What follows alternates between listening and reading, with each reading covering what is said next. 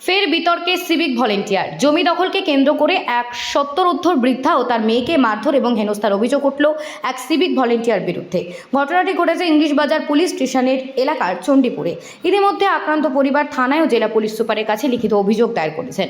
অভিযোগ, চণ্ডীপুর এলাকার বাসিন্দা ওই বৃদ্ধা প্রায় 50 বছর ধরে রাস্তার ধারে পিডব্লিউডির একটি জমিতে ছোট্ট ঘর তৈরি করে বসবাস করছেন। সম্প্রতি স্থানীয় সিভিক ভলেন্টিয়ার মোহাম্মদ ইলিয়াসের নেতৃত্বে কয়েকজন ওই জায়গা দখলের চেষ্টা করে এবং বৃদ্ধাকে সেখান থেকে সরে যাওয়ার হুমকি দেয় বলে অভিযোগ। বৃদ্ধার দাবি, প্রতিবাদ করতে অভিযুক্তরা তার উপর চড়াও হয় এবং মারধর করে। মাকে বাঁচাতে এগিয়ে এলেন আক্রান্ত হন তার প্রায় 50 বছর বয়সী মেয়েও। অভিযোগ, তাকে মারধরের পাশাপাশি বিবস্ত্র করে হেনস্থা করা হয়। ঘটনার পর থেকে পরিবারকে লাগাতার হুমকি দেওয়া হচ্ছে বলে অভিযোগ উঠেছে।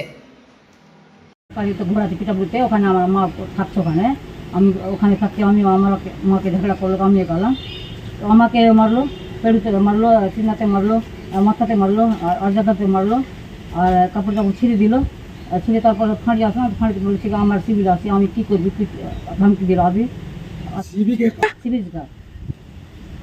হ্যাঁ, অনেক ধমকি দিচ্ছে। আমি সিভিল আছি, আমি পুলিশ, আমার ফাঁড়ি আমার আছে, আমি ইনসাফ চাই। हाँ, हम सब पिता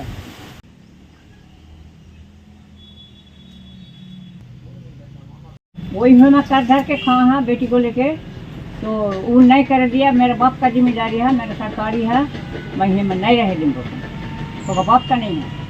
आई बात बोले से बस मारा मार शुरू है।